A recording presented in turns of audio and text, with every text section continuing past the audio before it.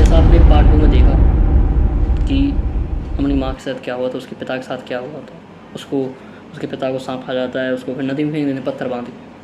इसी के साथ उस गांव में से तकरीबन 100 लोगों को वो नदी निकल रही थी, वो नदी अपने आगोश में ले रही थी उस गांव के 100 लोगों को। रोता कुछ यूँ है उस गांव के साथ कि वो गांव बिल्कुल वीरान हो जाता है। कुछ ऐसी घटनाएँ उस गांव को एक रात में छोड़ने पर मजबूर कर देती हैं वहाँ के लोगों को। तकरीबन 100 आत्माएँ उस नदी के आसपास घूमती हैं। कोई बंदा वहाँ से रात को जाता है तो कुछ ऐसा होने लगता है कि कोई बंदा अगर वहाँ से निकल जाता है ना, असल में वो नदी जो थी शमशान भूमि के पीछे ही थी, तो कोई शमशान भूमि से निकलेगा, कोई नदी से निकल जाता है तो ऐसा होता है कि उस नदी से कुछ ऐसी आवाज़ें आनी शुरू हो जाती हैं, कुछ ऐसे काले साए, जो भी वहाँ से निकलता है उसको अपने आगोश में ले लेती है वो नदी।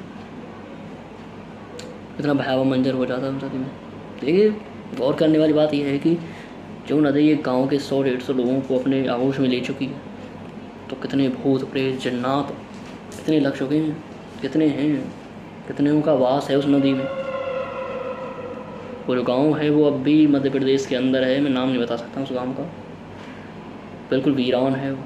एक वक्त था जब बहुत ही हलचल थी उस गाँव में, अब इतना